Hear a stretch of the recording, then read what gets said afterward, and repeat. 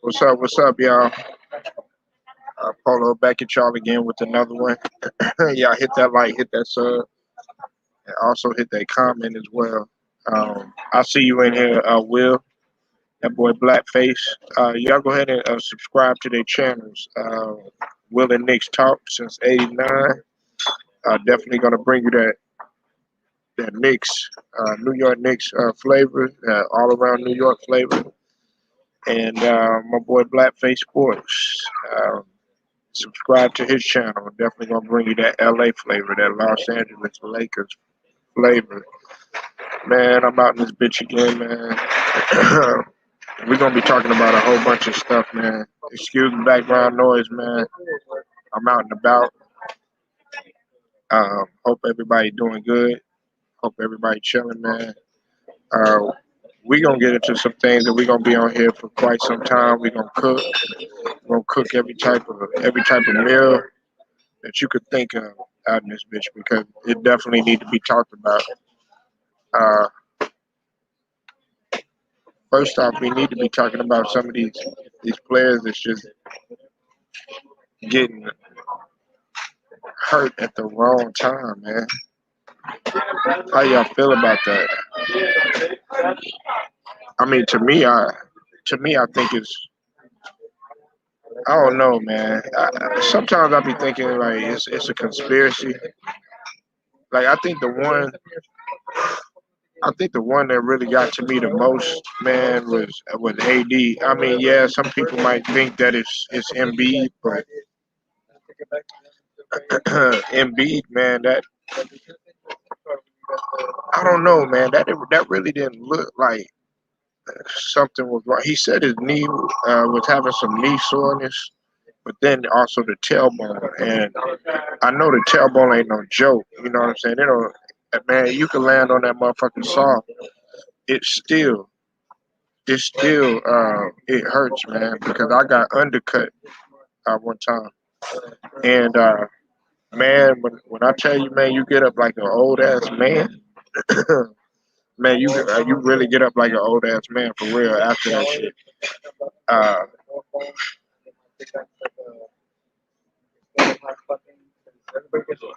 oh yeah, yeah, TJ. You know, look here. I, I don't know, man.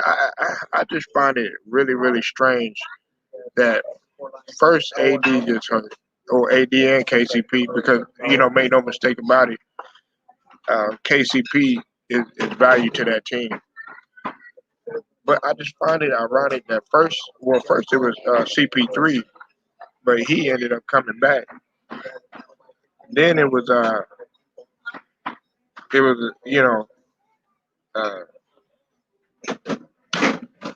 well, of course Jalen Brown has always been gone.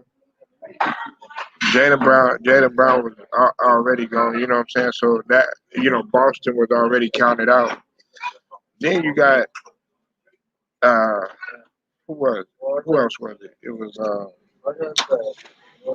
eight. I think a combination of AD and KCP, and then the one thing that you didn't want. Well, I know Kemba Walker, he was out too. Russell Westbrook, but that you saw that happen from the get. You saw that happen from the get when Russell Westbrook had got hurt when he turned his ankle. Ain't no conspiracy about that. You saw that happen, but he still played though. You know what I'm saying? He just had to get up out of there. And then Embiid, and now man, it's like man, we worked so hard to be number one. And I know TJ, man, hey man, it's all right, man. You could go ahead and clown me, man. I mean, hey, because we both going through the same thing, man. We both going through the same damn thing, bro. We both going through the same thing. I'm good, sweetie. All right, I got you. I'm gonna let you know. We both going through the same thing. I believe this pandemic put a halt to normal training off season, which resulted in injuries. Man, that is a fact, TJ. TJ, man, you from the South Carolina, so I'm gonna say, look at here, all right, boy, look at here, man, you hit on facts for real. I said the same thing. Everything is thrown off, and when your body is used to a certain type of routine, such as off season, preseason, off season, preseason, then the season, and then off season again, and you do that for X amount of years, and then you try to make a change, man, that cause that spells recipe for a disaster. That spells recipe for a disaster. Man, I got like a little throat thing, so bear with me, y'all. Uh, I don't understand. Me personally, they should have. I felt like they should have waited just a little bit, but they had to get the money. They're thinking about it from a marketing standpoint. They're losing dollars, and plus they don't want the seasons to collide in terms of the excuse me, the NBA and the NFL. You know, they don't want them to collide. But my thing is this, man. You got to think of these players long term. Um, Everybody, we all agreed on it. Even shout out to Ticket, man. He said AD gets hurt every single, every single, you know, man. Every time you turn around, he's hurt again. Every time you turn around, he's hurt again. And some people might laugh at that, but man, I don't think it's funny. I don't think it's funny at all because we got to talk about how this man is gonna be, you know, 5 years from now. Shaq made a good point. He said this. Well, he made a bad point at first when he was talking about he should get out there, put some icy hot on it, and play. I said the complete opposite though. I'm like, look, man, don't play. I'd rather him come back 100%. I'd rather him come back, in full health, with nothing to worry about, than for him to sit up there and be trying to fight to come back and stuff, and he always getting hurt every other game. It don't make no sense. It don't make no sense. And people laugh and talk about how fragile he is and all this other stuff. I don't think that's a joke. I don't think that's nothing to joke with because we got to think about okay, when you young and everything, you think about, okay, yeah, man, let's go out there, put some icy hot on it, or a tiger bomb, or whatever, put some shots in there to make you perform right, and then when that stuff wears off, you ain't even worth paying. We got to think about, man, is that motherfucker going to be able to get out of bed, the same way, 5 years from now? We're not talking about somebody that you know average average height, you know like the norm. We talking about a guy that's 6'11", damn near 7 foot, with bad lower extremities. We talking about Embiid, 7'1", 7'2", with knick-knack injuries and injury history, with bad lower extremities, and could barely walk. And these guys are playing 82 plus games, well 72 in this case, but that's still a lot. And then you got the playoffs. Man, come on, we gotta cut that cap and act like these guys ain't struggling to get up in the morning time.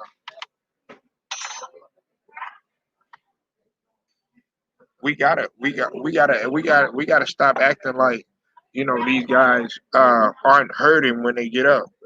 And that's why I don't listen. I don't get on AD about, oh yeah, man, you too soft or you fragile or anything like that. You knew what you were getting when you got when he came to LA. You knew what you were getting. You knew what you were getting. Just like in football, when Julio Jones goes wherever he goes, hey, they know what they getting. They know what they getting.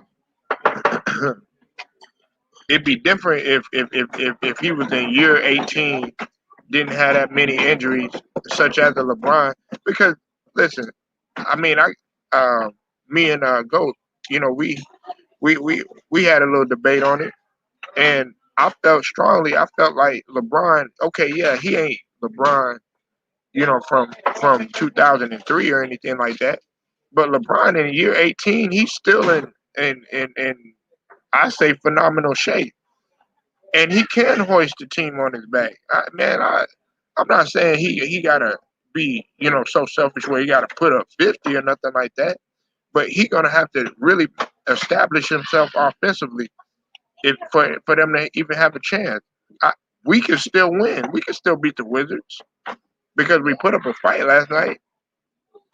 It's just that Ben Simmons, hey, I gotta give credit to what they were doing. They they were putting him on the line. And what is his weak point? It's shooting. It's his free throw shooting, jump shots, all of that.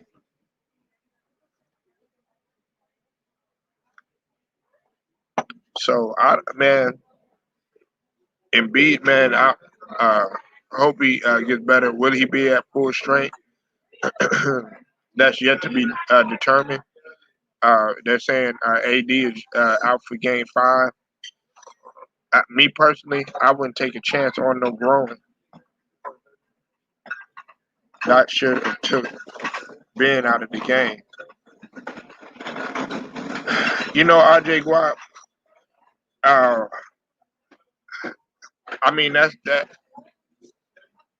It's it's it's it's kind of a great point, but we, we need Ben out there to be a facilitator because in late game situations, you say what you want. Ben Simmons makes highly great decisions in the end to end the game. Nah, Doc didn't lose the game, RJ Rock. That wasn't bad coaching. That wasn't bad coaching because at the end of the stretch of the game, they, you know, they had a strategy. They knew that Ben was the weakest link in terms of the shooting. Now, I will say this though, RJ Guap. I understand why I feel what you're saying, but in late game situations, we're not able to rely just yet on Tyrese Maxey.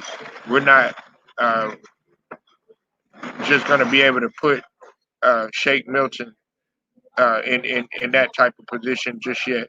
We're not.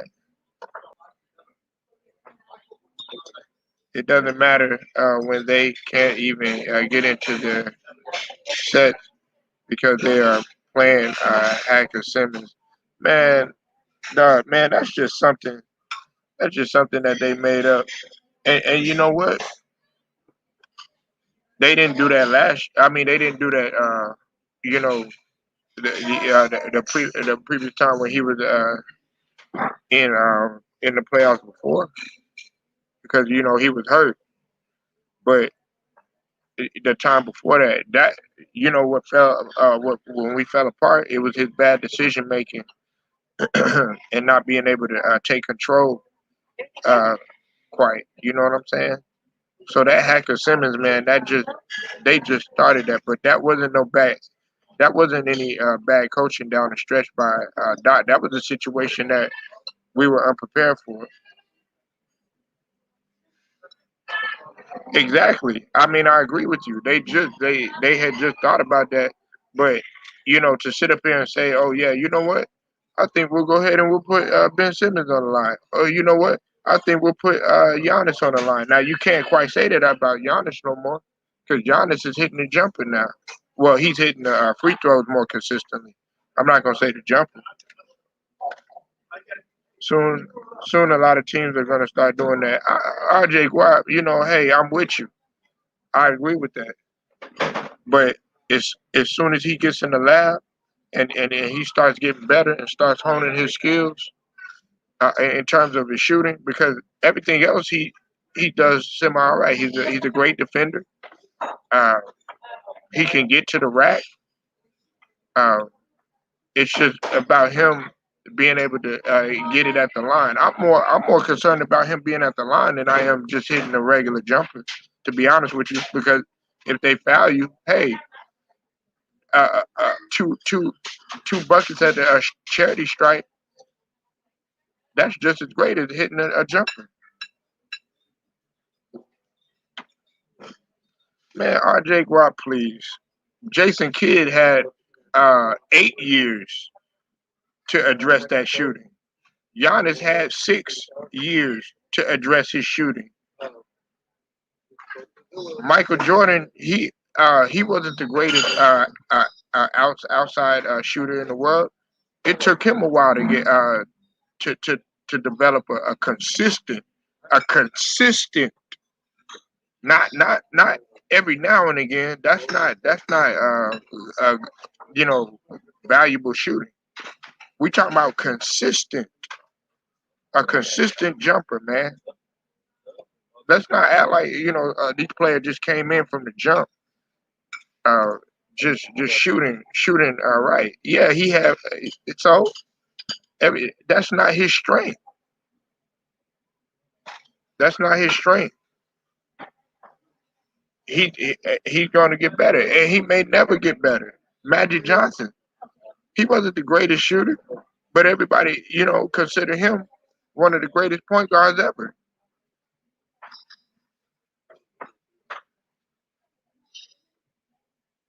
We got to stop. I know this era is predicated on shooting. Whether it's big or small, but everybody just doesn't have it in their arsenal. Everybody not gonna be Steph Curry, RJ Guap. Everybody ain't gonna be Joe Harris, RJ Guap. Everybody ain't gonna be Tobias Harris, RJ Guap. Everybody ain't gonna be uh motherfucking Luca, motherfucking Tim Hardaway Jr. Cause he could hit up from the outside. You know, everybody ain't gonna be a Danny Green. It's just not in some people's arsenal. So we got to stop holding these expectations and holding these like high expectations on a player like that. When good and damn well he didn't come in the game shooting like that. Ben Simmons was a slasher, penetrator, and a very good passer, and highly athletic with some, I would say, somewhat of a decent IQ.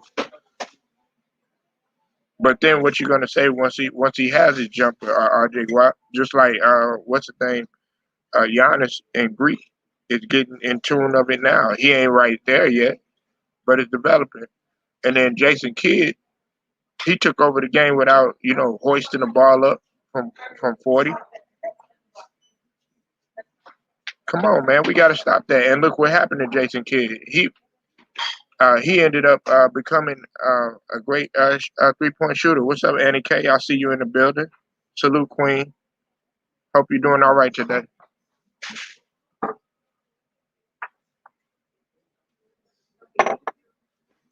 We got to stop that, man. It's just like they say, oh, well, Kristaps Porzingis can't shoot and all this other stuff. Yes, he can. He can shoot. To be 7'4", he can shoot. He can shoot. So RJ Guap, it takes time. It takes time. And some players may never ever develop that jumper. Some Shaq, he got he got better at free throws, but let's just face it, Shaq was horrible at the line in terms of his percentage, but he hit them when it absolutely counted. But what you expect? You expect Shaq to sit there and develop a jumper when you know that's not his strength.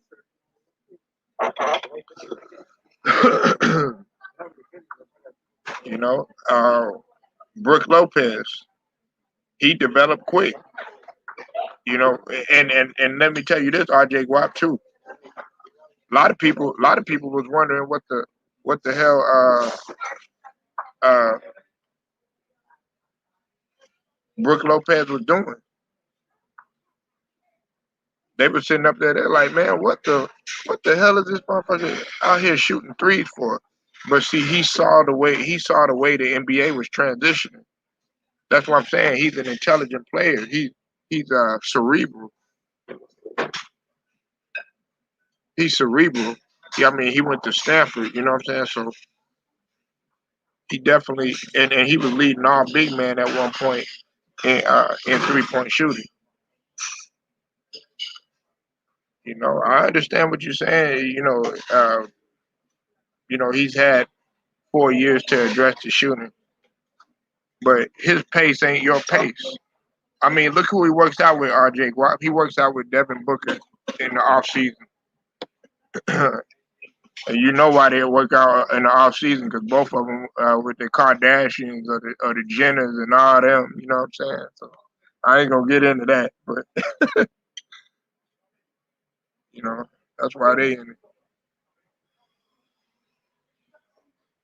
You know, everybody got their strength, everybody got their weaknesses, but we that's something that we got to address in the off season.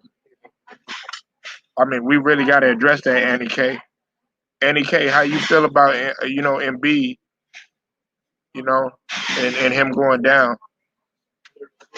I, when he went down, Annie K, I was like, no, no, no. I started to run around like Carlton, in that episode of Fresh Prince when he kept running around in the studio. It's like, no, no, no, no. I was like, no.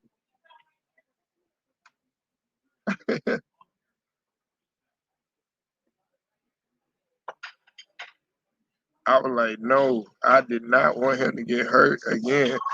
I mean, Luca hurt. Luca's hobbled, by injuries and stuff like that. I'm like, damn, can we have a playoff where, somebody, where everybody is at least close to full strength, if not 100%? I'm like, please, can we? Let me know, man. I'm waiting.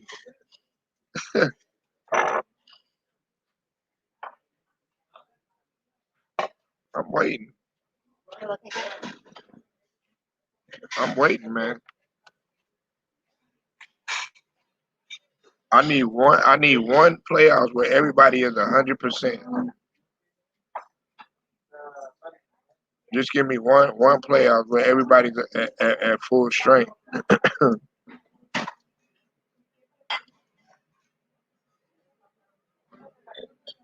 you know,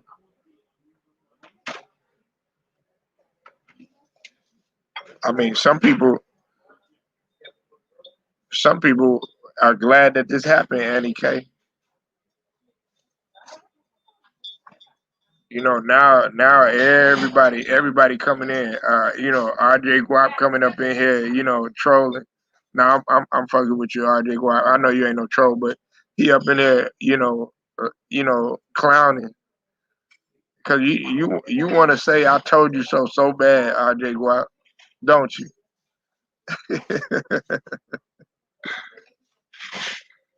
They wanted us to fail, Annie K.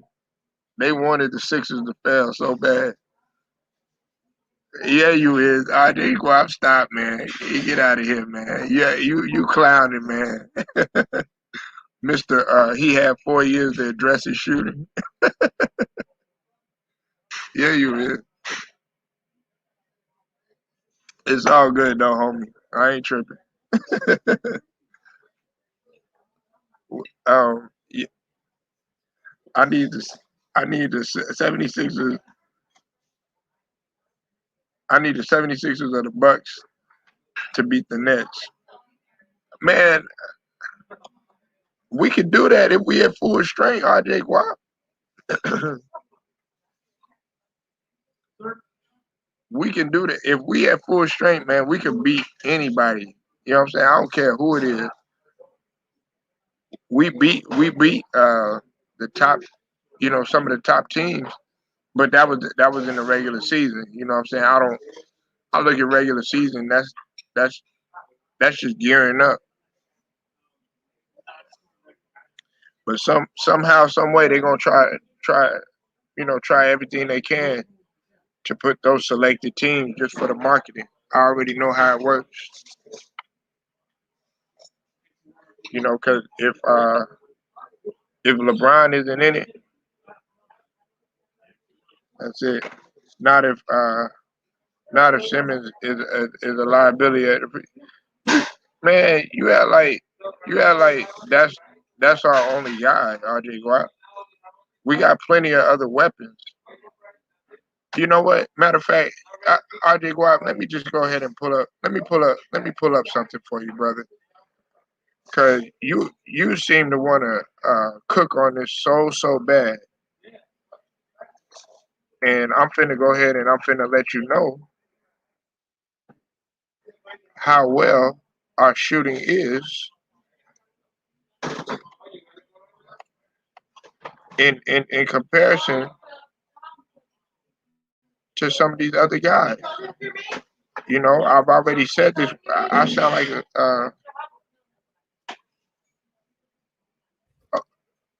I mean, I understand that. I understand that. Okay, look.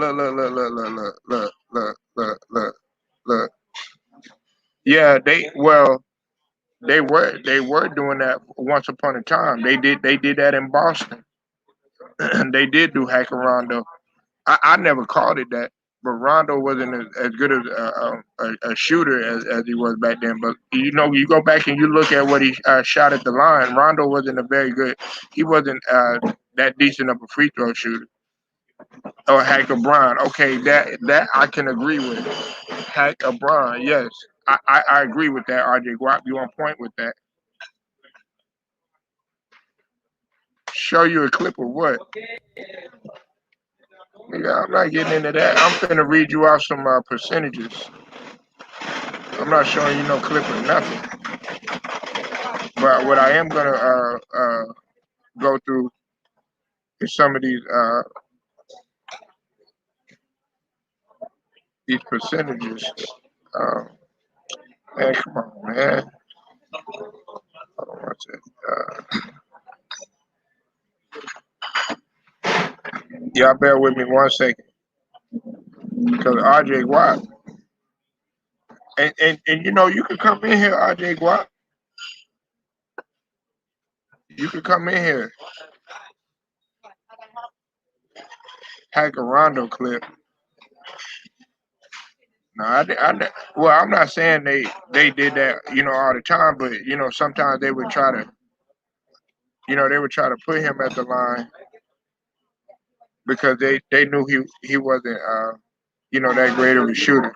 Now here you go, okay, RJ Guap, since you want to touch on everything, okay, here we go.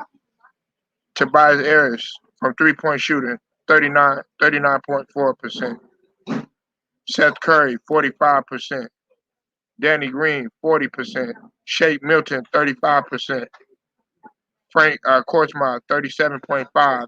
George Hill, 39.1.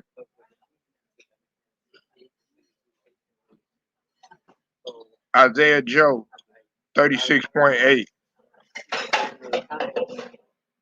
And Mason Jones, 50%. But I don't count Mason Jones because he really hasn't played that much. So while you sitting up here, saying, we don't have no weapons. We got plenty of guys that are shooting well over 35%. You know, okay, Tobias Harris, he's slightly under 40. And that's why I say damn near 50, 40, 90. I never said he was exactly 50, 40, 90. He was damn near 50, 40, 90. And Seth Curry's shooting better than him because what's it called?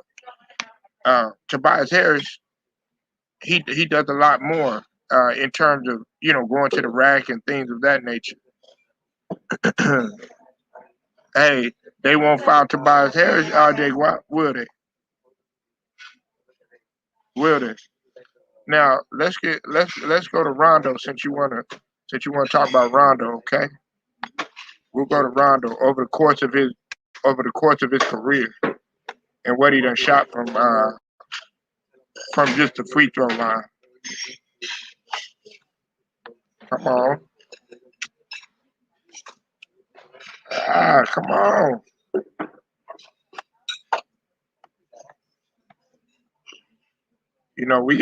We gotta stop acting like, uh, a person just because they don't shoot free throws well or they don't shoot 3 pointers well, he's not valuable to a team. I mean, you see they're number one in the East for a reason, and don't just say Embiid.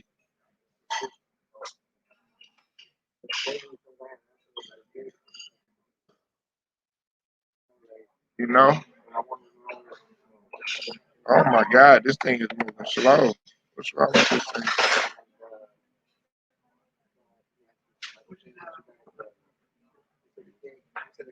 You know? I mean,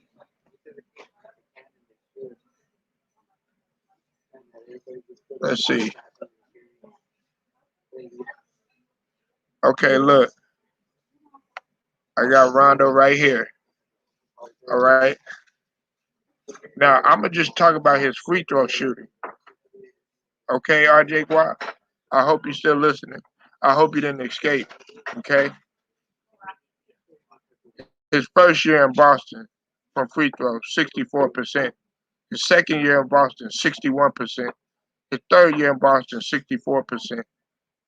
His fourth year in Boston, 62%.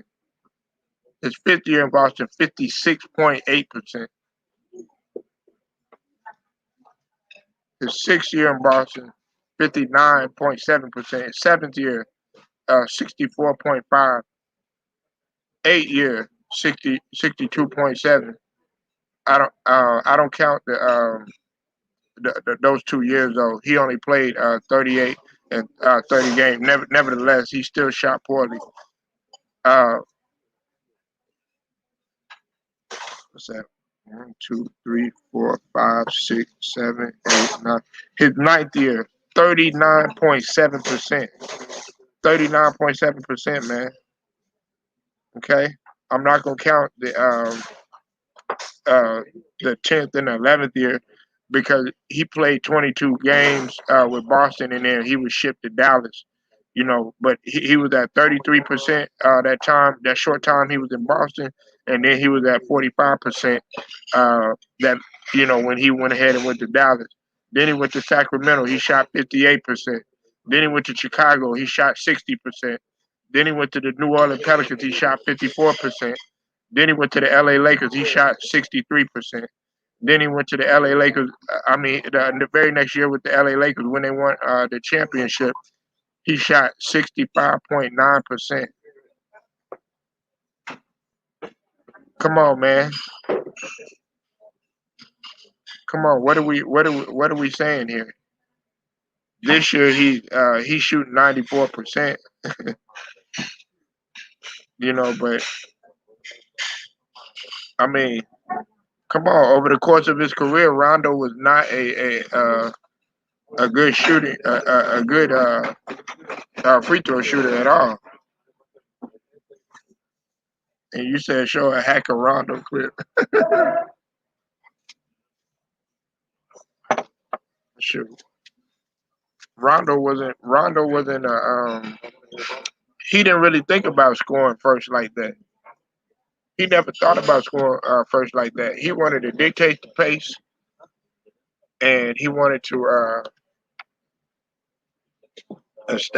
set the table.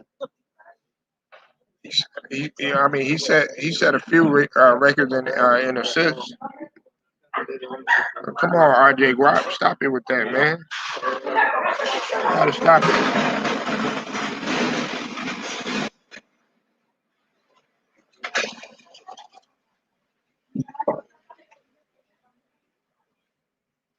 Mm,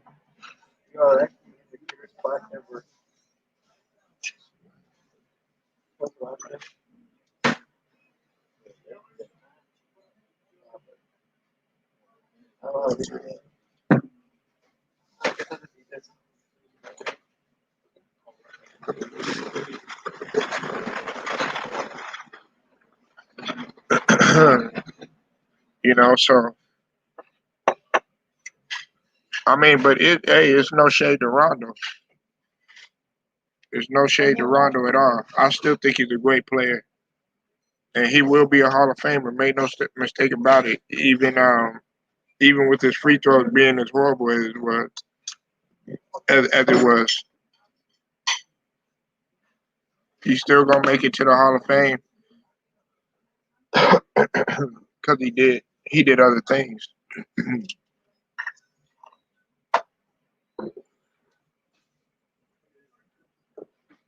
He did other things, man.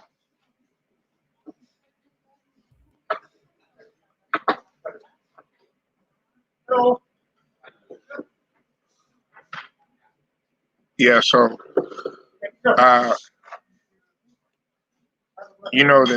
the next thing I'm gonna go ahead and dive into real quick is, uh, you know, I don't like to call it old school versus new school, but the reason why I say old school versus new school, I was talking about in terms of the rules and the rule changes. Now, we hold on one second, y'all. Um,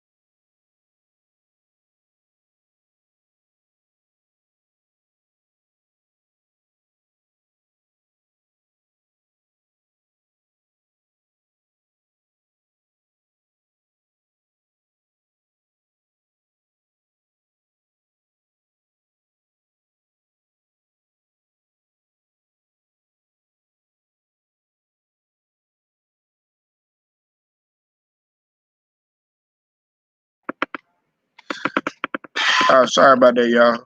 Um, man. Listen, okay, we was all having a debate yesterday, you know, and I said this. I said that Dennis Rodman is able to transition in any era. In any era. Matter of fact, my whole top five could transition in era, but I want to focus on Dennis Rodman for a second because uh, a lot of people felt like, you know, a lot of the rule changes would have impacted a lot of these players, and we will never know, and we will never truly know unless they were placed in that type of situation or in that era firsthand. Players can't help what era they played in. They can't help what era they played in.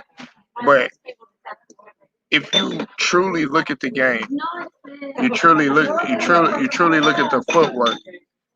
You truly look at you know what a what a a player's capability was.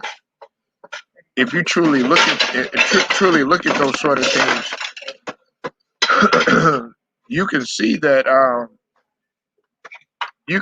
okay, yeah, such and such might be able to play in this era. Now, I remember one time uh, antisocial has said this.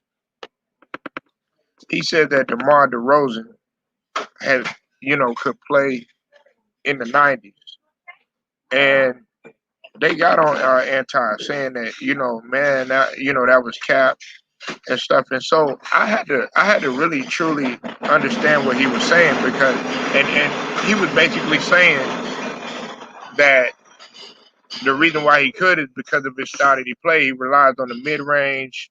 He does a lot of fadeaway jumpers. You know, you know, just his whole game within the 3 point line. Looking at that, you had to kind of take that into consideration. And you know what ended up happening? The media ended up. I'll guarantee you, they heard what he had said and they used that.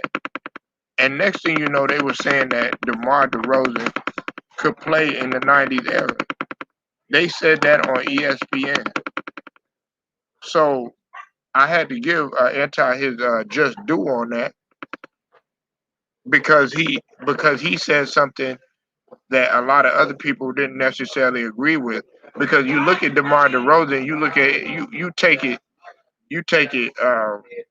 as him, just because he's not, he's not playing at that level, or he's not, the star player or anything like that. But you can't automatically look at something like that.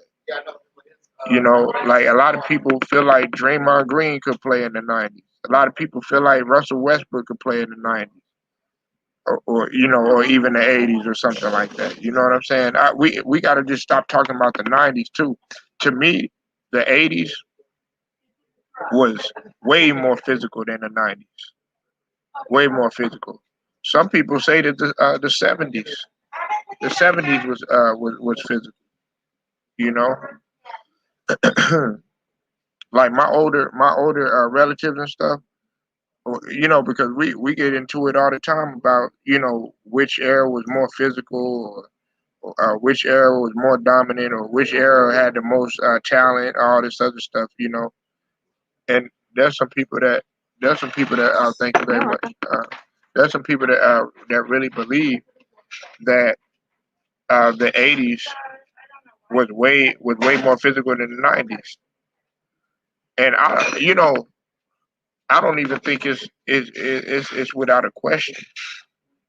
Because if you go back and you look, yeah, you'll be able to look from it from a distance, but you wouldn't really know unless, like, let's say you actually played, and not just in the NBA. I'm just talking about basketball period during that point in time. You wouldn't even know, and unless you actually played during that period of time. And so that's why, like, and look, I don't look okay. Some people disrespect, basketball by saying, "Oh man, it's so soft ass area, all this other stuff." You know what I'm saying? There's still some physicality in the NBA. Is it as much as it was back in the days? Hell no. You know, but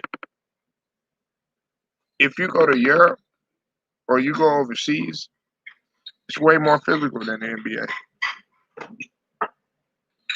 It's way more physical. A lot more contact. They play. There's still people that hand check to a certain degree. It's still smash mouth basketball over there. So we gotta just we gotta stop thinking that, oh, okay, well, the NBA is just so much more physical in all these different leagues out here and everything. That's not the case. If you go and you go play at some city leagues or adult leagues or something like that, or even like semi-pro or independent leagues or the minors and stuff, they let a they let man they let a lot of stuff go. They let a lot of stuff go. They let a lot of stuff go.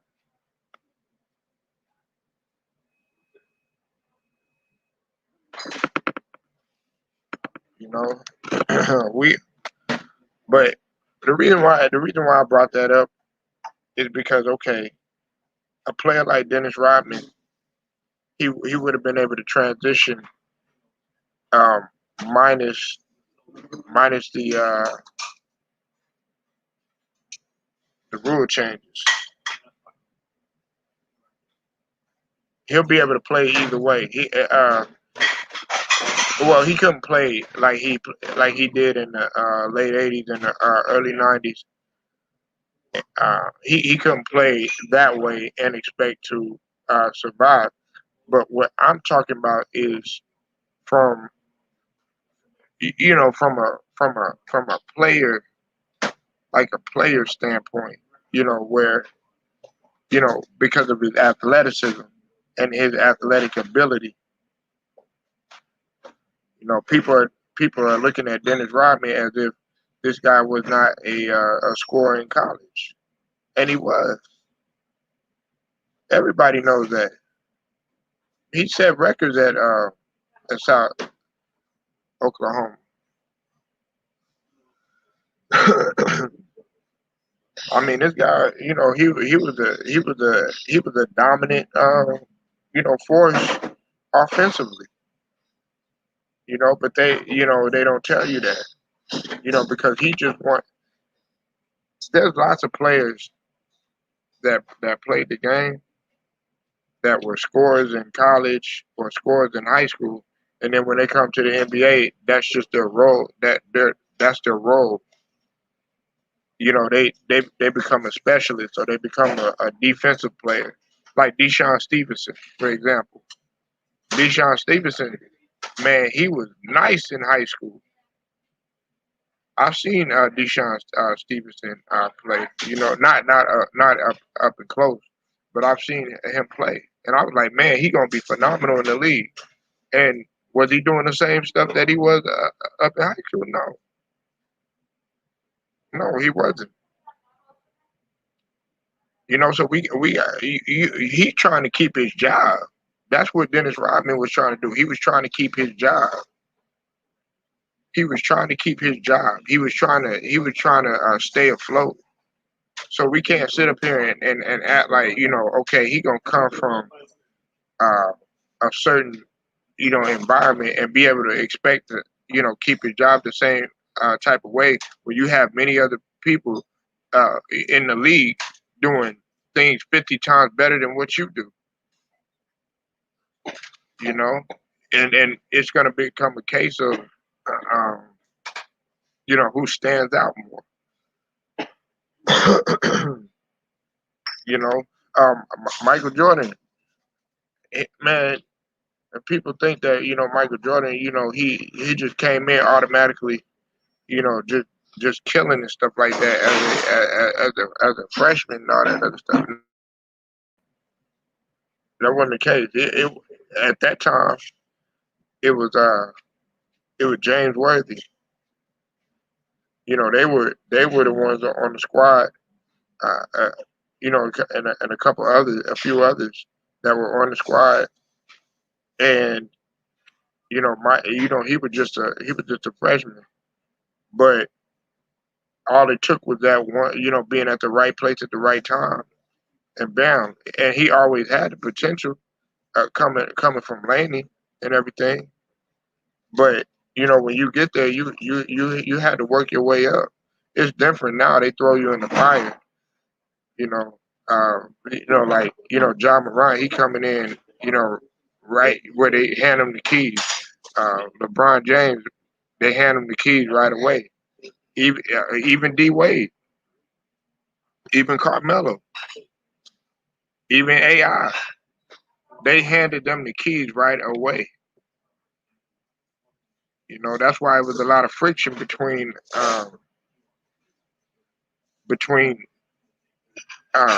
AI and Jerry Stackhouse, because at that time Jerry Stackhouse was supposed to be the leader of the team, and you know the main guy and everything. But they ushered in they ushered in a new guy, a new era, you know, for Philly.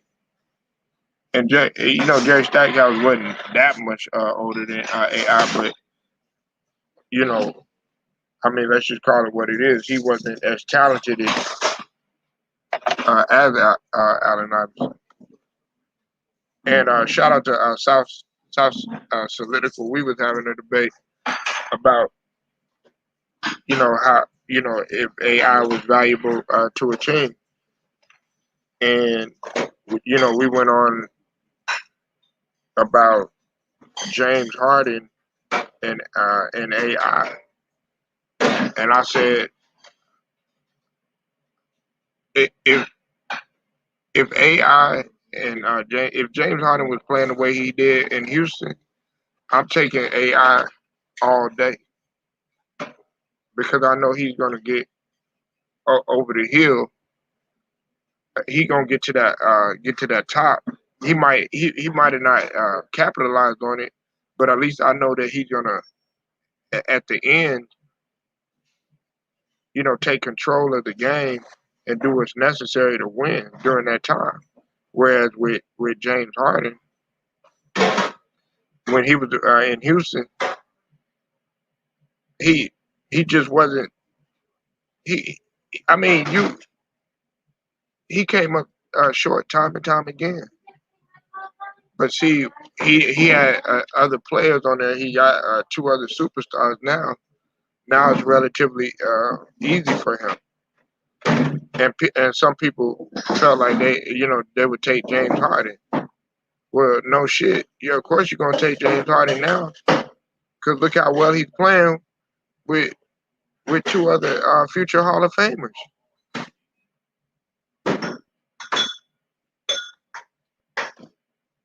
You know, and